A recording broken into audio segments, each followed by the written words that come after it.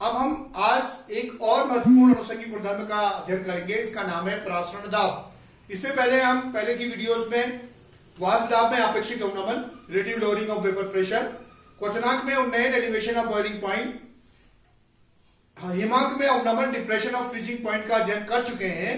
तो आज हम जो है परासरण दाब का अध्ययन करेंगे, ऑस्मोटिक प्रेशर।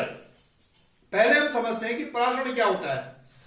यदि हम किसी विलायक और विलयन को एक अर्धपारगमी झिल्ली के द्वारा पृथक कर दें, तो विलायक के कण जो होते हैं वे अर्धपारगमी झिल्ली से होकर विलयन की ओर गमन करने लगते हैं।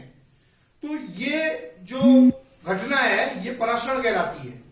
किसी विलायक के अणु का अर्धपारगमी झिल्ली के द्वारा विलयन की ओर, विलायक के कणों का शुद्ध विलायक से विलयन की ओर जो गमन है, यही क्या कहलाता है? परासरण कहलाता है। या इसको हम समझ सकते हैं, जैसे हमने यहाँ पे हमने सेमी परमेबल मेम्ब्रेन लगा रखी है, छोटी सी सेमी परमेबल मेम्ब्रेन लगा रखी है, अर्धपारगमी झिल्ली रखी है। हमने यहाँ पर एक अर्धपारगमी झिल्ली रखी है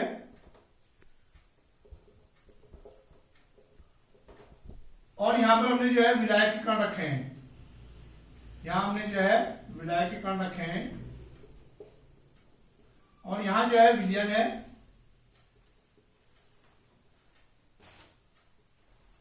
ये विलयन है, सब बीच बीच में जो है विलेय के कण आ गए हैं, विलेय के कण आ गए हैं। तो ये विलयन है और ये जो है ये शुद्ध विलायक है। और हमने क्या करा, इसको एक अर्धपारगमी झिल्ली से पृथक कर दिया, बीच में एक अर्धपारगमी झिल्ली रखी। तो ये जो विलायक के कण है ये क्या करते हैं, ये गमन करने लगते हैं विलायक से विलयन की ओर। तो इसी घटना को हम जो है परासरण कहते हैं।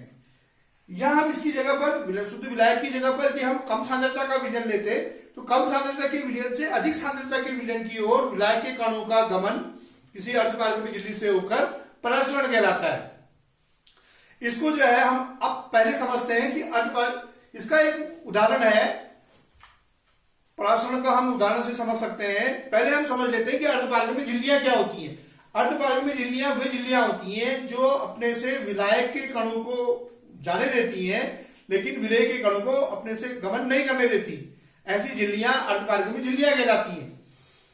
अर्धपारगमी झिल्लियां दो प्रकार की होती हैं, या तो ये प्राकृतिक भी होती हैं और कृत्रिम भी होती हैं। जैसे गोट ब्लेडर, बकरे का मासई, यह एक प्राकृतिक अर्धपारगमी झिल्ली है। इसी प्रकार से अंडे की जो झिल्ली होती है या जो भी कोशिकाएं हमारी जंतु कोशिकाएं, ये इसके उदाहरण है। इसी प्रकार से कॉपर फेरोसाइनाइड और आयरन सिलिकेट कृत्रिम अर्धपारगमी झिल्लियों के उदाहरण है।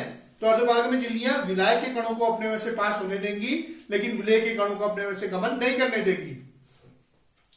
अब हम इस परासरण को एक उदाहरण से समझते हैं।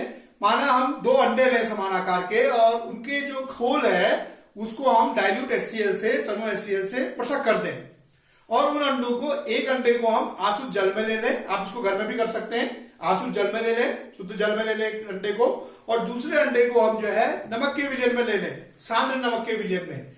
तो कुछ घंटों के बाद हम देखेंगे कि जो अंडा आसुत जल में रखा है उसमें क्या होगा, जो अंडा आसुत जल में रखा है वो अंडा जो है फूल जाएगा और जो नमक के विलयन में रखा है वो अंडा सिकुड़ जाएगा। तो ऐसा क्यों होता है?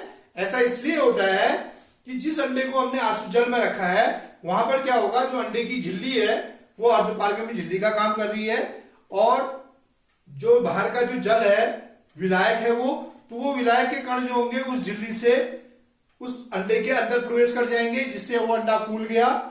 और दूसरे केस में क्या हो रहा है, दूसरे केस में बाहर ज्यादा सांद्र विलयन है नमक का और अंडे के अंदर का जो पदार्थ है वो कम सांद्र है। तो उससे क्या होगा कि जो अंदर का पानी है वो क्या होगा, बाहर आ जाएगा, जिससे दूसरा अंडा सिकुड़ जाएगा। तो ये हम परासरण के, ऐसे हम जो है परासरण के उदाहरण देख सकते हैं। अब हम बताते हैं आपको कि परासरण दाब क्या होता है। तो परासरण दाब को समझने के लिए हम एक देखते हैं, हम एक पात्र लेते हैं और इस पात्र में हम क्या करते हैं कि बीच में हम एक सेमी परमेबल मेम्ब्रेन रख देते हैं, अर्धपारगमी झिल्ली रख देते हैं बीच में। इसमें हमने एक सेमी परमेबल मेम्ब्रेन रख दी झिल्ली रख दी, अर्धपारगमी झिल्ली। यहां पर हमने विलायक के कण रख दिए,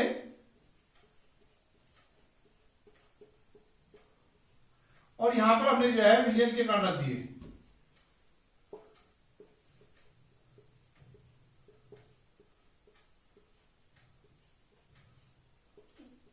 यहां पर हमने क्या रख दिए, विलयन के कण रख दिए। यहां पर हमने विलयन के कण रख दिए।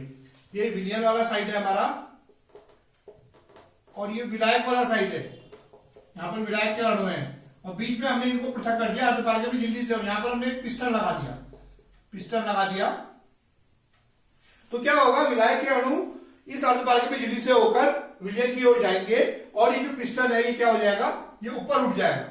ये जो पिस्टन है ये ऊपर उठ जाएगा। क्यों? क्योंकि विलायक के कण आएंगे अर्धपारगमी झिल्ली से, यहां आएंगे और दबाव लगाएंगे, दाब लगाएंगे, दाब के कारण एक पिस्टन क्या होगा, ऊपर उठ जाएगा।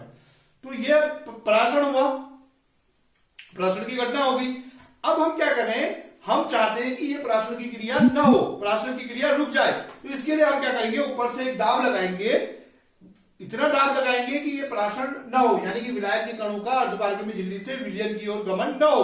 तो जितना हम एक्सटर्नल प्रेशर लगाएंगे उसी को हम परासरण दाब कहते हैं। तो हम परासरण दाब की परिभाषा लिख सकते हैं, वह वाही दाब जो परासरण की क्रिया को रोकने के लिए आवश्यक होता है, उसे हम परासरण दाब कहते हैं। अब इसी में हम एक चीज पढ़ते हैं, उत्क्रम परासरण यानी कि रिवर्स ऑस्मोसिस। वो क्या होता है, जब हम इसमें परासरण दाब से अधिक दाब लगा दें तो क्या होगा, ये क्रिया जो परासरण की क्रिया होती है विपरीत हो जाती है, यानी विलयन से विलायक के कणों का विलयन से विलायक की ओर प्रस्थान होने लगेगा, गमन होने लगेगा। साधारण परासरण में जो है विलायक के कण विलयन की ओर जाते हैं, तो उत्क्रम परासरण में क्या होगा, विलयन से विलायक की ओर जाने लगेंगे। तो ये उत्क्रम परासरण कहलाएगा, रिवर्स ऑस्मोसिस। इसका प्रयोग हम जो भी हमारे वाटर प्योरीफायर वगैरह होते हैं, आरओ हम बोलते हैं जिनको, तो ये रिवर्स ऑस्मोसिस उसमें ये सिद्धांत काम में आता है। अब आप होमवर्क नोट कर लीजिए। नंबर 1, परासरण से आप क्या समझते हैं, परासरण से आप क्या समझते हैं। दूसरा क्वेश्चन, अर्धपारगमी झिल्ली किसे कहते हैं, उदाहरण सहित समझाइए। अर्धपारगमी झिल्ली किसे कहते हैं, उदाहरण सहित समझाइए। थर्ड क्वेश्चन, परासरण दाब की परिभाषा लिखिए, परासरण दाब की परिभाषा लिखिए। और चौथा क्वेश्चन, पानी में रखने पर किशमिश का दाना क्यों फूल जाता है, पानी में रखने पर किशमिश का दाना क्यों फूल जाता है।